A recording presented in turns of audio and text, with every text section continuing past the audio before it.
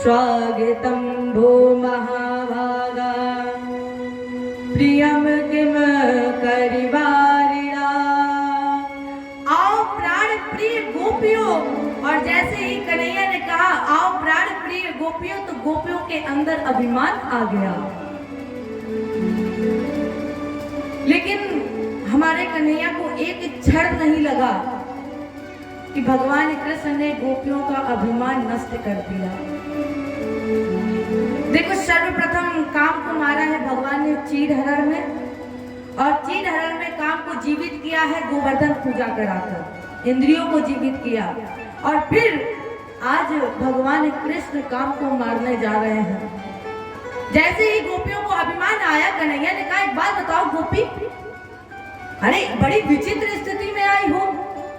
इस स्थिति में कोई तब आता है जब किसी के ऊपर भारी संकट होता है, और गोपी तुम आई हो, तुम्हारे ऊपर जो संकट है बताओ हमें। और अगर देवी संकट नहीं है तो अपने अपने घर लौट जाओ। अब जैसे ही कन्हैया ने कहा घर लौट जाओ, तो गोपियों को उम्मीद नहीं थी कि कन्हैया बोल देंगे लौट जाओ। गोपियां चुपचाप खड़ी की खड़ी रह गई। कन्हैया ने कहा कि अच्छा गोपी एक बात बताओ, तुम्हारे पति से लड़ाई हो गई है? और अगर तुम्हारे पति से लड़ाई हो गई तो इसका मतलब ये थोड़ी ना कि तुम घर छोड़ के चली आओ। अरे पति की लड़ाई तो हर घर में होती है, तो हर गोपियां घर छोड़ के थोड़ी ना आती है। और अगर देवी देखो पति की लड़ाई हो गई है, देवी एक काल होता है, पति चाहे जैसा हो, चाहे जैसा पति मिले, उसकी सेवा करनी चाहिए, उसकी आज्ञा का पालन करना चाहिए। इसलिए गोपियां लौट जाओ सभी अपने अपने घर। गोपियां फिर भी नहीं बोली, चुपचाप खड़ी की खड़ी रह गई। तब तक एक गोपी ने कहा कन्हैया आपने कहा पति चाहे जैसा हो उसकी करो। अब जब मेरे सामने स्वयं जगतपति है, श्याम सुंदर सर्वव्यापक के नाते से हमने तुमको अपनाया है और पतियों में तुमको पाला है, तुमने पतियों को पाला है। आपने कहा पति चाहे जैसा हो उसकी पूजा करो, सेवा करो। एक बात बताइए श्याम सुंदर, अगर हम पति की पूजा करें तो तुम्हारी पूजा है, और तुम्हारी पूजा करें तब तो तुम्हारी पूजा है ही, तो फिर क्यों ना हम तुम्हारी ही पूजा कर ले, क्यों नकली पति के पीछे भागे? अरे जितने पति है ये सब नकली पति है, जगतपति तो ये है, तो फिर क्यों ना हम आपकी ही पूजा करें। आज गोपियों ने समर्पण कर दिया, इतना समर्पण कर दिया, परिणाम स्वरूप दो गोपियों के मध्य में एक कृष्ण है, और घेरा बनाने के बाद एक राधिका और एक कृष्ण। देखिए हम लोग कहते हैं राधा कृष्ण, राधा कृष्ण इनका अधूरा नाम है, इनका पूरा नाम है राधिका कृष्ण, इनका पूरा नाम है राधिका कृष्ण। और जब आप वर्णमाला लिखना तो आप देखना रा किस अक्षर में आ रहा है, धा किस अक्षर में आ रहा है, और जब इनको जोड़ने के बाद लिखने के बाद जोड़ोगे तब 108 बनेगा। राधिका कृष्ण जब आप पूरा जोड़ोगे तो पूरा 108 माला बनती है। तो हम लोग कहते हैं राधा कृष्ण, लेकिन राधा कृष्ण इनका अधूरा नाम है, इनका पूरा नाम है राधिका कृष्ण। और जैसे ही घेरा बना, नृत्य प्रारंभ हुआ, तो आज गोपियों ने कितना समर्पित किया है और क्या कह रही है। ऐसे नहीं हम चाहनहार, और आज तुम्हें कल और को चाहे, फेंक दे आंख निकाली अगर किसी और की ओर करे जो निगाहें।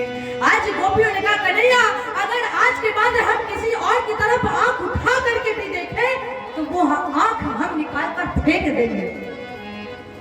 लाख मिले तुमसे बढ़ के, लेकिन तुम ही को चाहे तुम ही को सराय। ठाकुर जी इतना ही नहीं, जो लो यह जीव रहे तन में, और तो लो यह प्रीत को ना तो निभाए।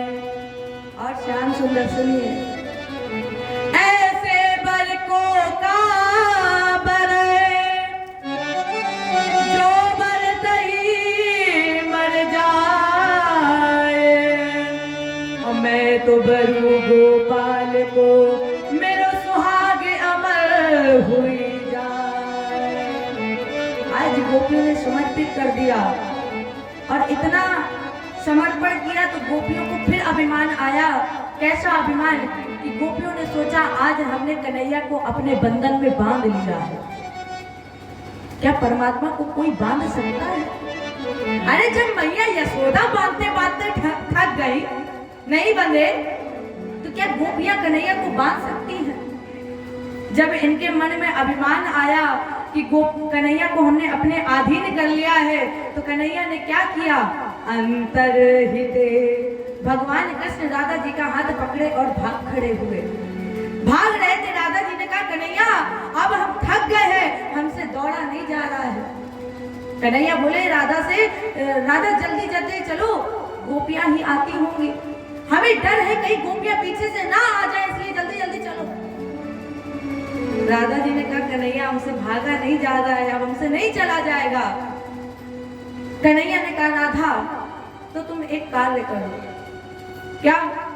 मेरे कंधे पर बैठ जाओ। देखो यहाँ पर राधा जी को भी अभिमान आया है।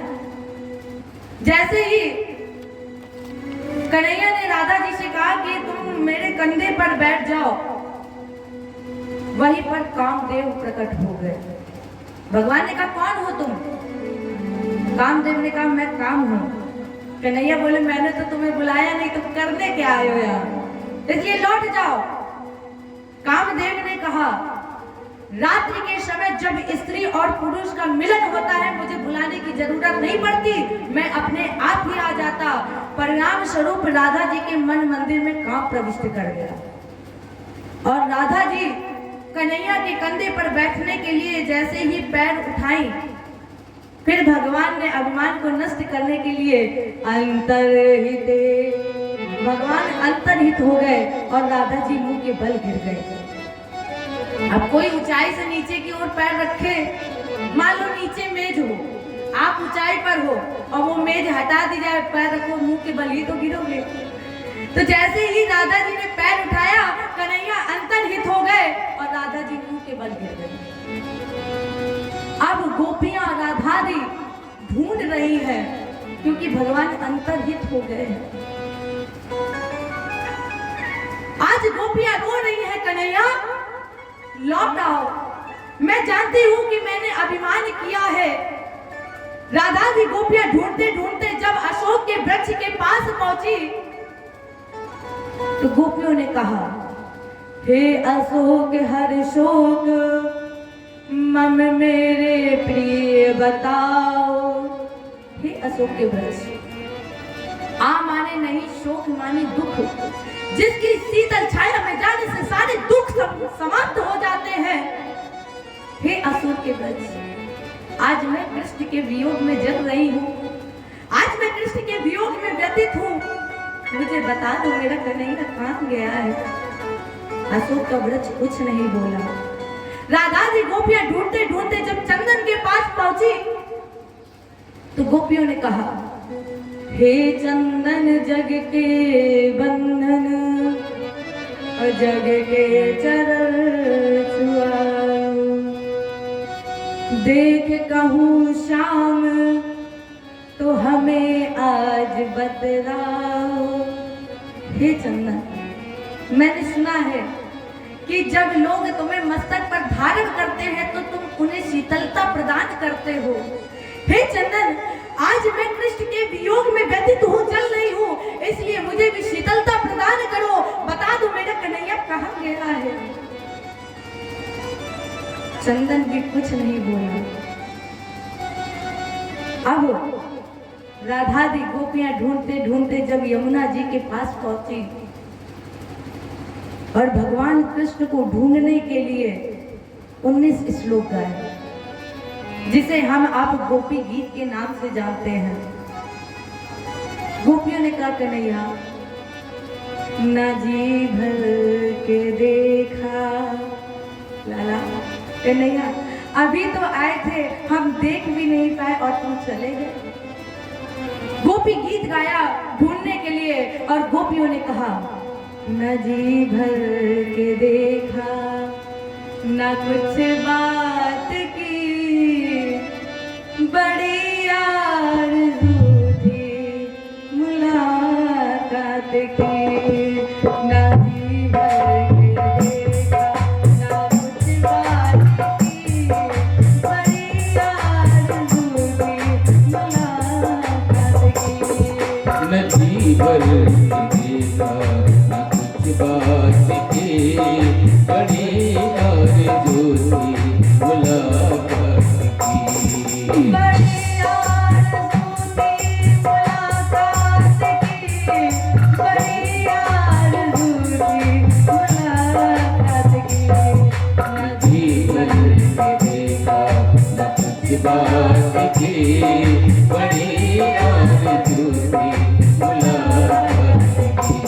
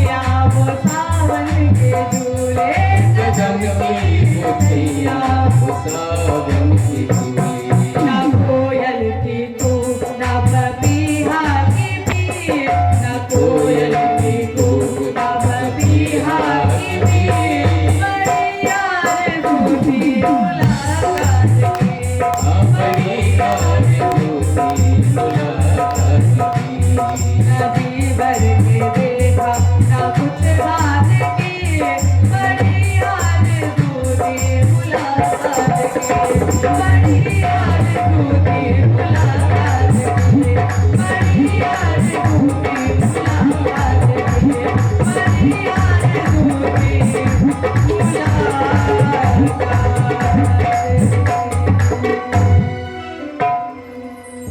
अपने आप ही गोपियों के अहंकार के बादल धुल गए, घटाएं नष्ट हो गई, और जब अंधकार नष्ट हो गए, अहंकार नष्ट हो गया, तब भगवान वहीं पर प्रकट हो गए।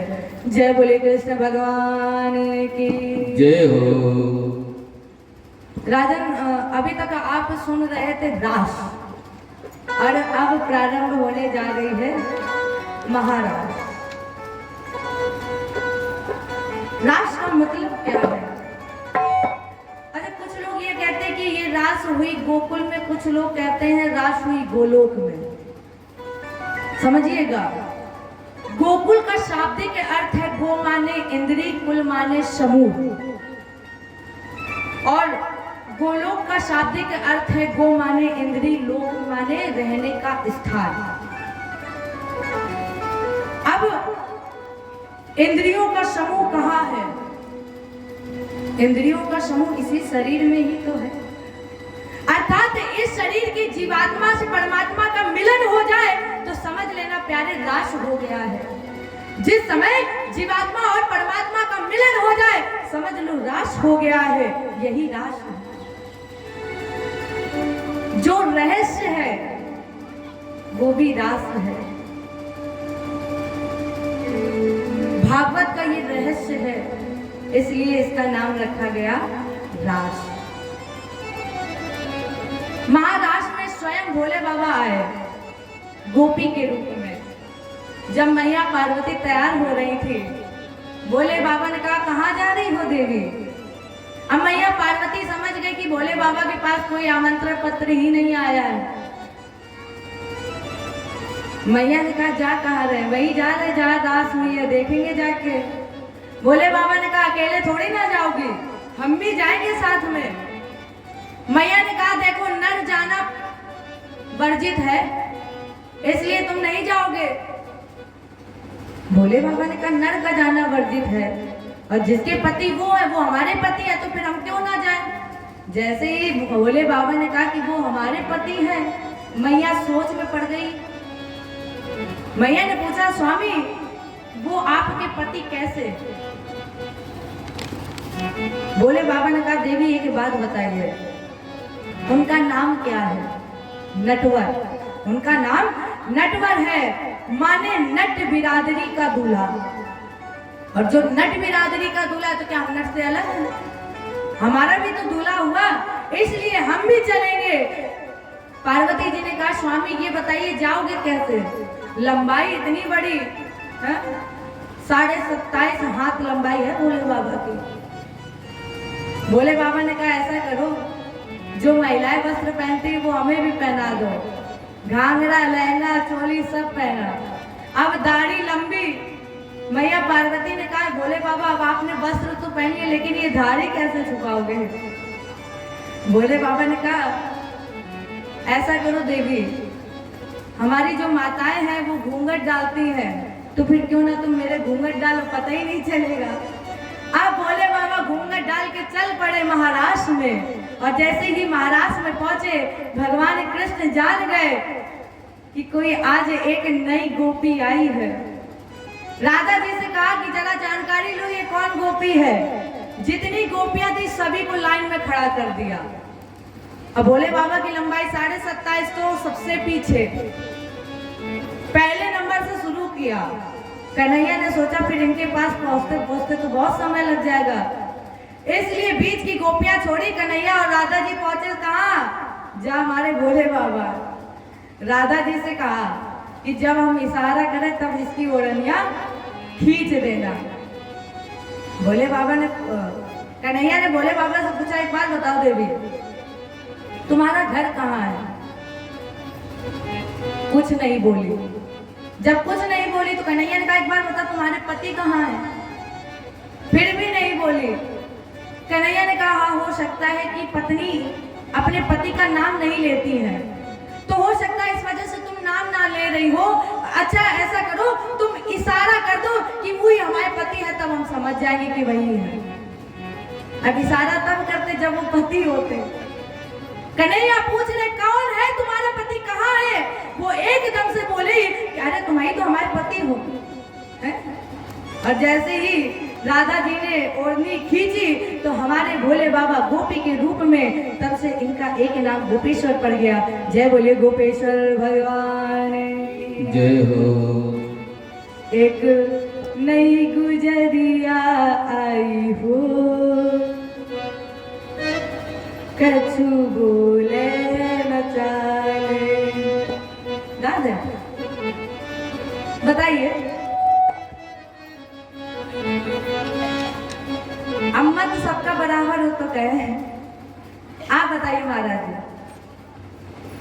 एक नई गुजरिया आई हो, कछु बोले न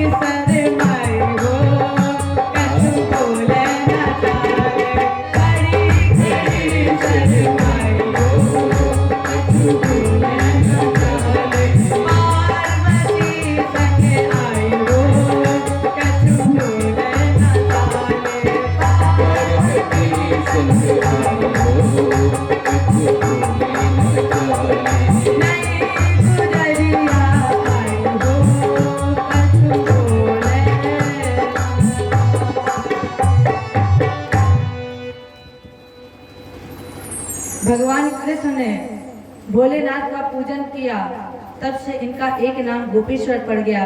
जय बोलिए गोपेश्वर भगवान की जय हो। यहाँ पर भगवान ने काम का मर्दन किया, इसलिए भगवान का एक नाम पड़ा मदन मोहन। जय बोलिए मदन मोहन भगवान की जय हो। राजा परीक्षित ने प्रश्न किया, महाराज जी भगवान का अवतार तो धर्म की स्थापना के लिए होता है, और आपने बताया कि भगवान ने गोपियों के साथ रात्रिकाली बेला में महाराज किया। सुखदेव जी ने कहा यह सत्य है कि भगवान का अवतार धर्म की स्थापना के लिए होता है। भगवान कहते किसे हैं? जिसके अंदर ये 6 गुण। कौन से 6 गुण? भक्ति, वैराग्य, श्री, यश, ज्ञान और ऐश्वर्य। ये 6 गुण हैं, वो भगवान है। सुनो भरत भावी प्रबल, कयो विलक मुनिनाथ, हानि लाभ जीवन मरण, यस अपयस विधि हाथ। अब हमारे और आपके हाथ में ये 6 गुण तो है नहीं, तो फिर हम सामर्थ्यवान कहाँ हैं? बाबा ने मानस में संकेत दिया है, को अस जन्मा है जग माही प्रभुता पाए काहे मदन माही। उस अभिमान का मर्दन करने के लिए भगवान आते हैं। तो आज भगवान ने गोपियों का मान मर्दन किया, लेकिन मान मर्दन के साथ साथ भगवान ने इस जगत को एक संदेश दिया। कौन सा संदेश? समरथ को नहीं दोष गुसाई, समरथ को नहीं दोष गुसाई, समरथ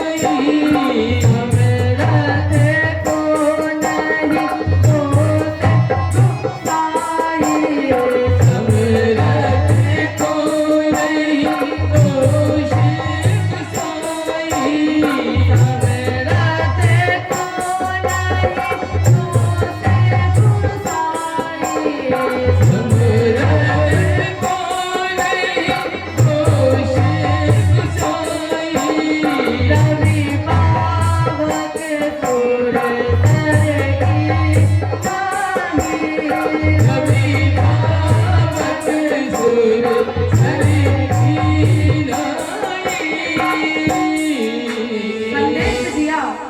समरथ को नहीं दोष गुसाई, रवि पावक सुर सर की नाही। सामर्थ्यवान को कोई दोष नहीं लगता। एक बार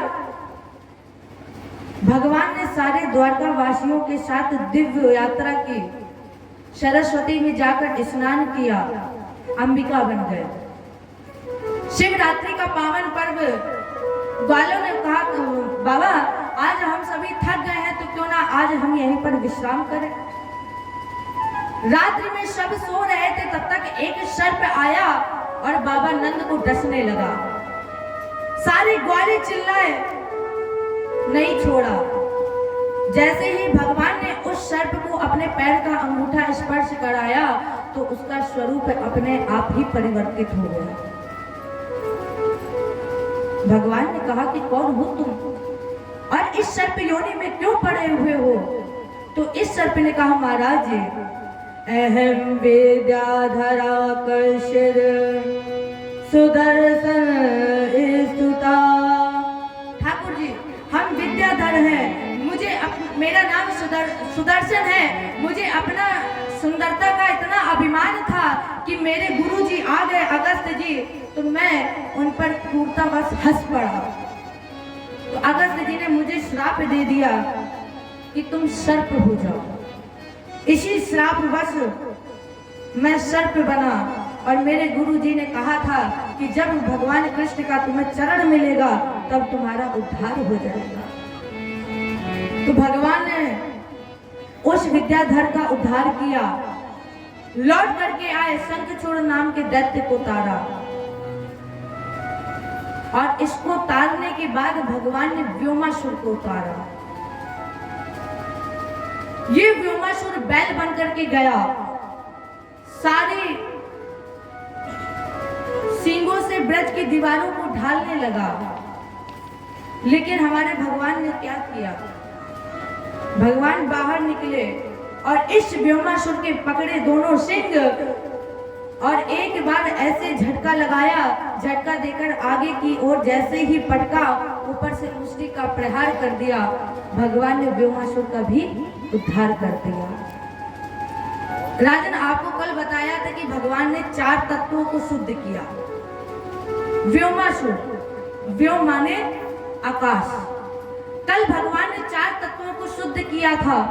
चित जल पावक गगन समीरा, एक बचा था आकाश। आज भगवान ने व्योमासुर का वध करके वो भी शुद्ध कर दिया।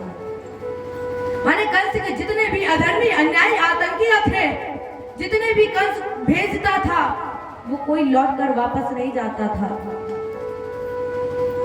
नारद जी ने सोचा कि अगर ये एक एक करके भेजते रहेंगे तो ना जाने कितना समय लग जाएगा।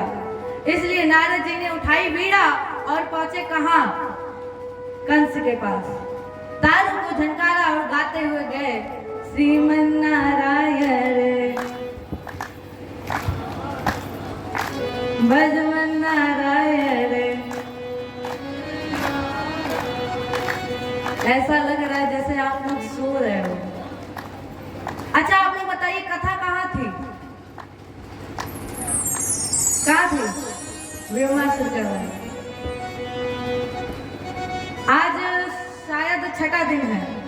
छठा दिन है, एक दिन शेष बचा है।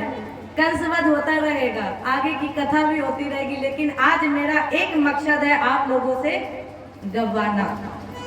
क्योंकि कल के बाद ना हम आपसे कहेंगे गाओ, ना कल के बाद हम आपसे कहेंगे सुनो, और ना आप यहाँ पर आओगे। इसलिए आज बढ़िया मौका है, परमात्मा को पाना है, प्रसन्न करना है। 2 दिन शेष है, मना लो भगवान को, जितना मनाना है, गाना है। आज मौका है, इसलिए कहिए श्रीमन नारायण भजमन नारायण। जितनी संख्या है उस संख्या के हिसाब से आवाज 10%। माताओं तो लड़ने में आगे रहती है सबसे। ये तो शेरनी का रूप है, दुर्गा का रूप है। तो एकदम धार से कहिए श्रीमन नारायण।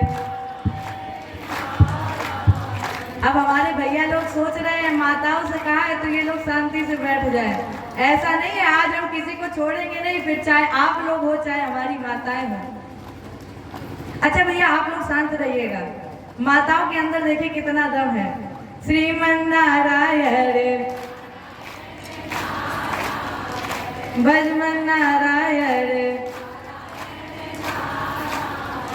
पीछे वाली माताएं ऐसे बैठी जैसे हमारी नजर ही नहीं पहुंच रही है। सब पे नजर है हमारी। दोनों हाथ उठाइए और सभी भक्त कहिए दोनों हाथ उठा के श्रीमन नारायण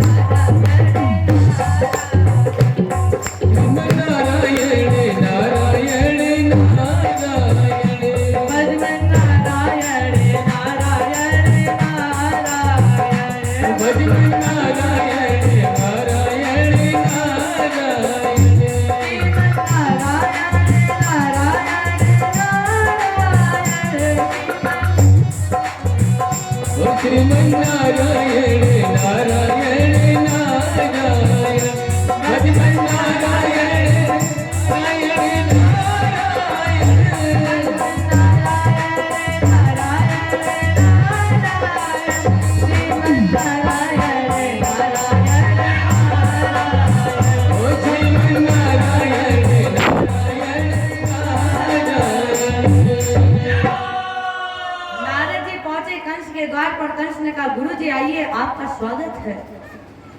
लेकिन इतनी सुबह सुबह देखो, गुरु का सुबह सुबह दर्शन हो जाए इससे बड़ा भाग्यशाली व्यक्ति और कोई नहीं है। कंस ने कहा हे ही कारण आगमन तुम्हारा। आज अचानक अश्वय गुरुजी आप यहाँ पर। नारद जी ने कहा बेटा वास्तव में आज तुम्हारा कल्याण है। कंस ने कहा क्यों? बोले एक बहुत विचित्र संदेश है। यशोदायाम सुताम कन्या देवक्या कृष्ण में विचा रामम चारोहिणी पुत्रम वसुदेवेन विप्रभता।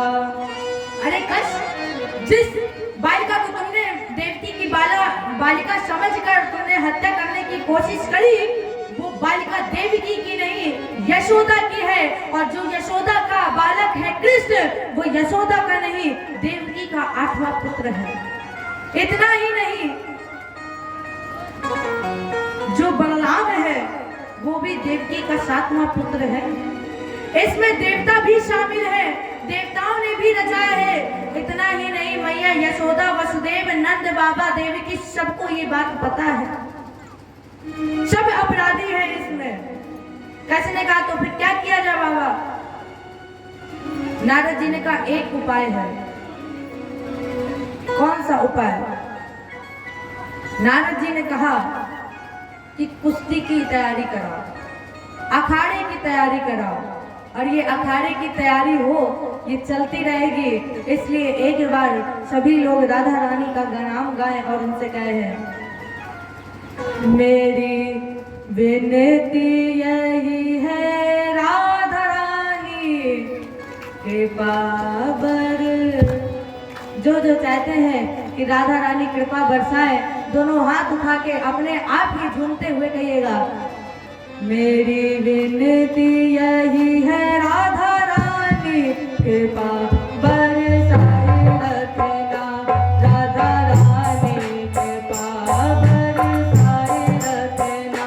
ओ मेरी विनती यही है राधा रानी कृपा बरसाए रखना, महारानी कृपा बरसाए रखना, ओ रानी कृपा बरसाए रखना।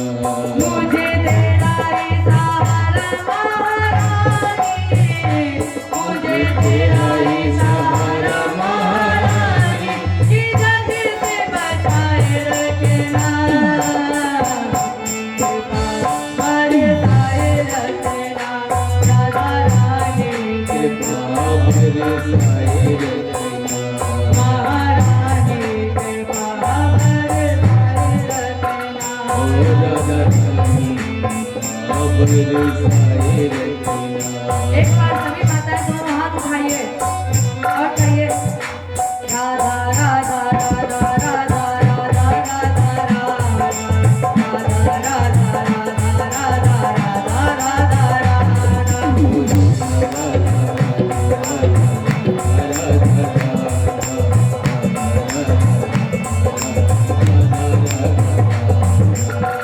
राधा राधा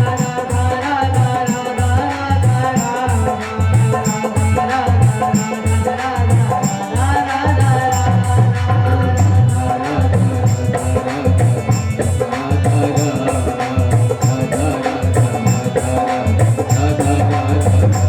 थोड़े दुनिया के झूठे नाते सारे, किशोरी तेरे दर पे आ गया, राधा रानी किशोरी तेरे दर पे आ गया।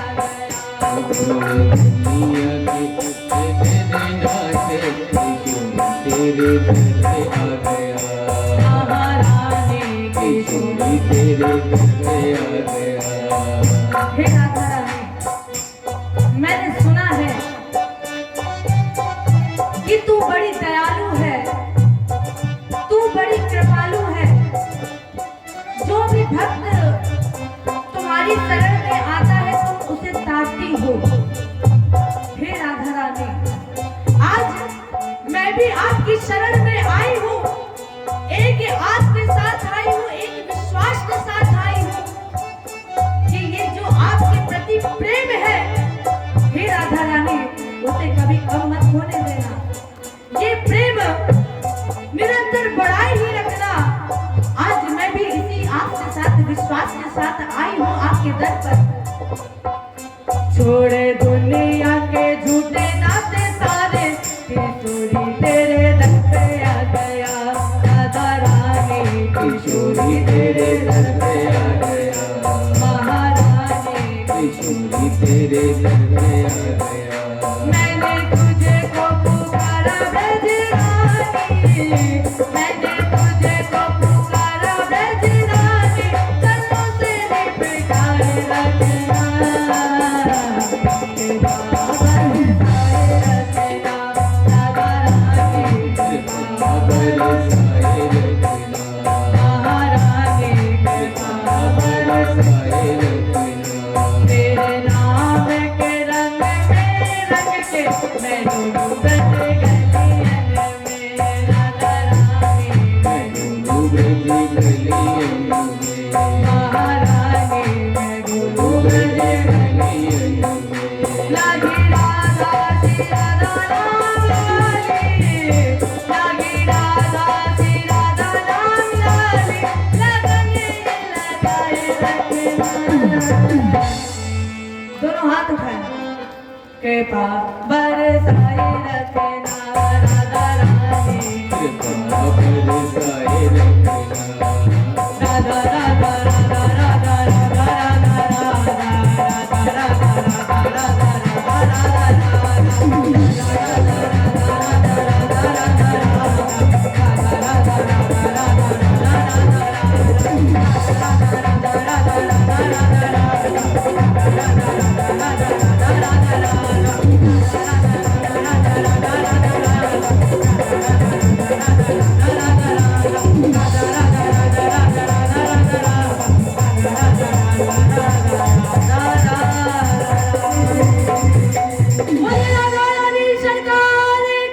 जय